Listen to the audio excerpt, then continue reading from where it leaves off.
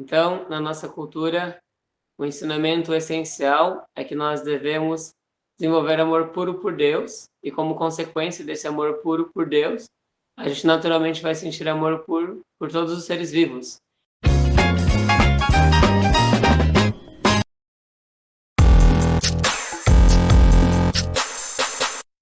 E esse amor não é simplesmente um sentimento, mas é também um comportamento, uma atitude de serviço. Então, nós somos treinados para que em cada ato, palavra e pensamento, a gente possa dedicar isso como uma manifestação do nosso amor a Deus. Então, a gente pede, Senhor, faz de mim instrumento do teu amor. E por isso, todos os dias, nós entoamos o Mahamantra Hare Krishna, que ele é composto de 16 palavras. Hare Krishna, Krishna Krishna, Hare Hare, Hare Rama, Rama Rama, Hare Hare. E a tradução desse mantra é justamente isso. Senhor, por favor, me ocupa em teu serviço e faz de mim um instrumento do teu amor. Então, nós convidamos a todos para que adotem esse cantar e essa consciência na sua vida prática e tenham como critério para suas ações se essa ação que você está realizando nesse momento na sua vida, ela satisfaz ou não a Deus, se ela te aproxima de Deus ou se ela te distancia. E dessa forma, a gente pode, aos poucos, progressivamente, se tornar mais íntimos de Deus, por se tornar consciente da sua presença. Deus está testemunhando todas as nossas atividades a todo momento. Então, é um exercício que necessita de prática, que a gente deve ser muito constante. Quem quiser também se engajar em alguma atividade junto conosco, nós temos em diversos templos do Brasil um serviço muito importante chamado Alimentos para a Vida, Food for Life. Nós servimos almoço gratuito para qualquer pessoa. Nos templos do Sul, esse trabalho acontece diariamente. Em outras regiões do Brasil, acontece de maneira eventual, semanal. Então, podem se informar mais de maneira local. Hare Krishna. Primeiramente, quando eu estava no ensino médio, eu me frustrei muito por perceber que a maior parte das pessoas vivia uma vida muito autocentrada, uma vida muito egocêntrica e muito jogo social, todo mundo querendo aparecer mais uns para os outros e uma competição para comprovar o seu sucesso através de conquistas externas, né? Quanto de formação acadêmica você tem, quantas posses você já conquistou, quanto de reconhecimento você tem na sociedade. Então, eu comecei a achar tudo isso muito incoerente. Aí eu tive um amigo que me apresentou a contracultura, a tropicália e tudo mais. Então, esse amigo começou a me ajudar num processo de desconstrução de vários valores que eu tinha. Ele me apresentou a questão da exploração animal, então eu adotei uma alimentação sem consumo de nada de origem animal. E ele tinha uma música que me marcou muito, que era da banda Os Mutantes, que dizia assim: as pessoas na sala de jantar estão ocupadas em nascer e morrer, né? Então, eu observava isso e queria encontrar um propósito. Eu fui para a faculdade e a vida acadêmica me frustrou mais ainda. Eu percebi que não era por esse meio que eu ia encontrar o que eu estava buscando. Aí eu mudei de graduação, entrei no curso de filosofia, fui para o curso de artes cênicas. No curso de artes cênicas eu me envolvi muito com questões mais políticas e sociais. Aí conheci um pouco do anarquismo, só que eu também não gostava dos ismos, das definições, dos uniformes, dos rótulos, de nada disso. E comecei a fazer várias intervenções artísticas nas ruas, que tinha sempre alguma mensagem por trás. E no meio disso encontrei pessoas que eu comecei a admirar, que estavam vivendo de uma forma que eu considerava mais autêntica, mais verdadeira, que estavam buscando por algo. E essas pessoas me inspiraram a começar a conhecer diferentes lugares. Então, eu tive um momento da minha vida que eu resolvi me afastar da vida acadêmica, passei a viver em ocupações. E depois de um tempo, eu comecei a viajar sozinho pelo Brasil numa busca espiritual. Então, eu fui com o coração aberto. A minha ideia era assim: antes de concordar ou discordar, procure compreender. Então, fui conhecer várias correntes do cristianismo, os luteranos, os franciscanos. Depois, fui conhecendo um pouco de tradições de matriz africana. Fui conhecer um povo quilombola chamado Calunga, no norte de Goiás. Comecei a frequentar terreiras, fiquei mais ou menos um ano e meio frequentando terreiras, em paralelo com outras tradições de outras religiões. E eu tive contato com a ayahuasca, que foi um processo também muito transformador. Então, Na nossa cultura, na cultura Hare Krishna, a gente não utiliza a ayahuasca, só para esclarecer quem talvez possa se confundir quanto a isso. Nós não utilizamos nenhum psicoativo, nenhum enteógeno, mas na minha trajetória anterior, sim. Então, a ayahuasca foi um processo muito transformador para mim, e foi quando eu tive a minha primeira experiência assim, espiritual, que eu comecei a sentir uma atração por Deus. E no meio disso eu comecei a orar assim, Senhor, por favor, me mostre qual é o meu caminho. E numa das vivências que eu tive com a ayahuasca, era um processo bem intenso, eram 3 dias em silêncio, com uma alimentação restrita, era comendo mandioca sem sal uma vez no dia, e consagrando a ayahuasca nesses dias, né, do retiro. E eu acabei pegando, nesse momento, aleatoriamente um livro para ler, e era um livro Hare Krishna. Eu não sabia o que se tratava Hare Krishna, nem nada. Eu peguei de uma maneira aleatória, e quando eu li, eu senti que esse livro fez todo sentido, e eu senti que Deus tinha me preparado para ler aquele livro com tudo que eu tinha de vivência anterior. Então eu senti claramente, esse é o meu caminho. E eu decidi conhecer um templo com a ideia de ficar um mês. E faz 8 anos que eu moro no templo. Então foi um divisor de águas, realmente. E me sinto muito feliz. Eu sinto que nesse momento eu realmente encontrei uma intimidade maior com Deus. Existem momentos em que, se você está realmente muito determinado em se conectar a Deus, tem momentos em que surgem emoções espirituais. Isso para mim foi bem marcante no processo, que teve ocasiões em que eu sentia não apenas o amor de Deus por mim, mas um amor por Deus. E isso chegava num grau de intensidade em que era emocionante, realmente. Dava vontade de chorar, então a gente se torna muito consciente desse relacionamento. Mas tem momentos também, com a prática do Mahamantra, do mantra Hare Krishna, que a gente começa a ter muitos insights. Então, para mim foi muito transformador, porque eu comecei a ver de maneira muito nítida toda a estrutura de padrões comportamentais que eu estou condicionado.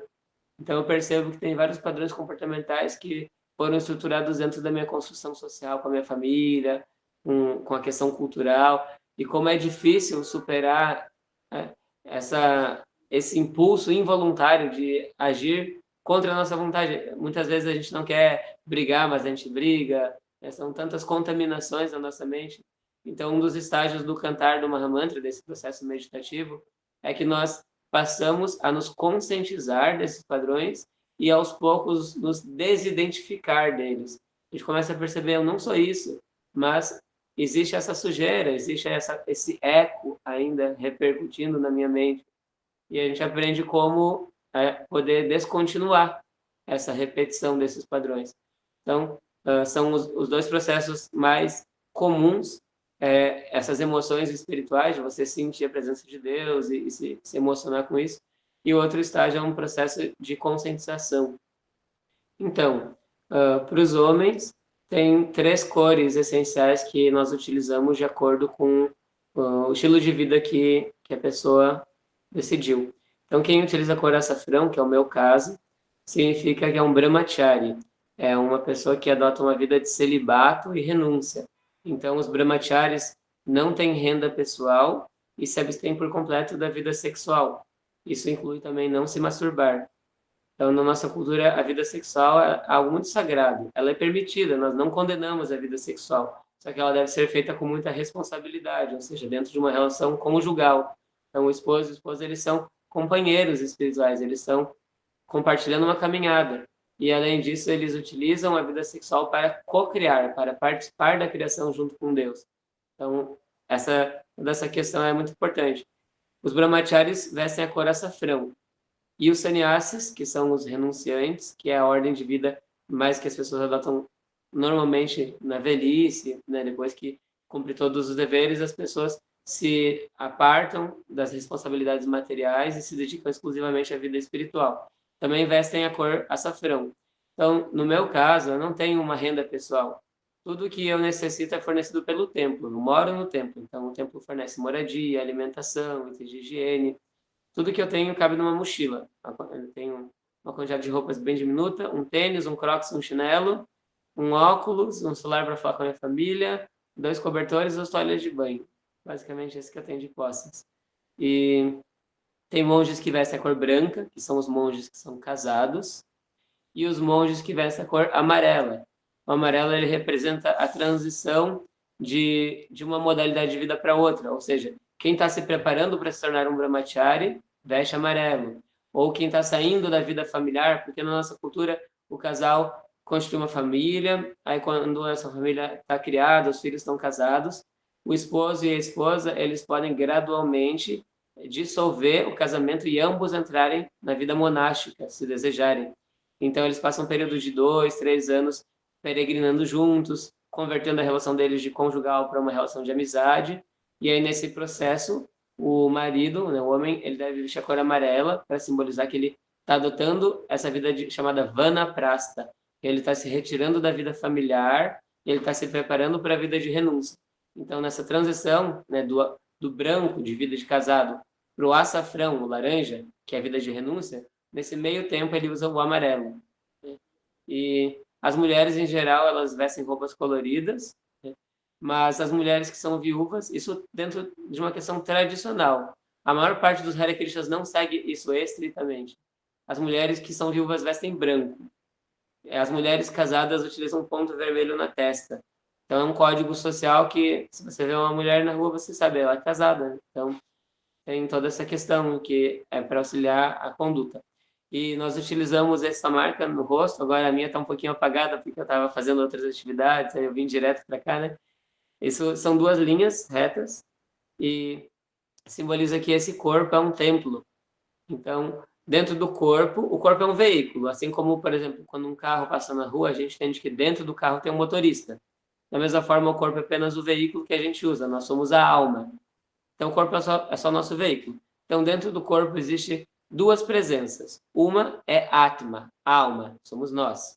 E a outra é Paramatma. A palavra Param significa supremo. Então, Paramatma é a super-alma, ou seja, como se fosse o Espírito Santo, falando uma linguagem mais cristã. Assim, é a presença de Deus que nos acompanha como uma testemunha, né, dentro do nosso coração. Então, o corpo ele é marcado como um templo, e por isso que na nossa cultura a gente segue alguns princípios que mantêm esse templo limpo.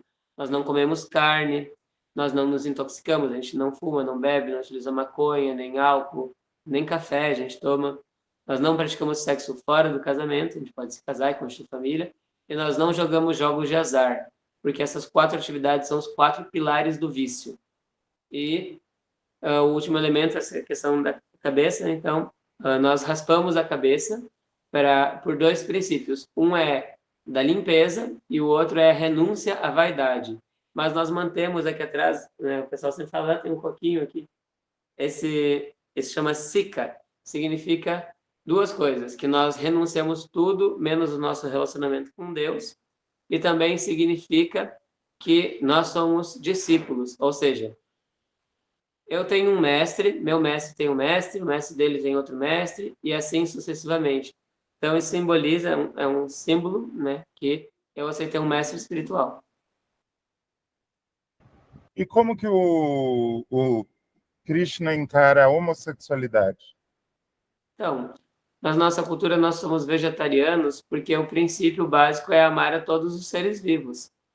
Então, se nós amamos, por exemplo, seres de outra espécie, por que não amar seres da nossa espécie? Então, nós não recriminamos. A gente não trata ninguém com ódio, com aversão. Nós compreendemos, primeiramente, que nós não somos o corpo, nós somos a alma. Então, nós não somos nem homem, nem mulher, nem preto, nem branco, nem brasileiro, nem americano. Tudo isso são características do corpo. Nós somos almas espirituais. Então, mas tem um ponto importante, que quanto mais apego nós temos à matéria, mais presos nós ficamos na matéria. Tem uma analogia que diz assim, como caçar um macaco. Para caçar um macaco, você constrói uma caixa de madeira, faz um buraco estreito nessa caixa e coloca uma banana dentro da caixa.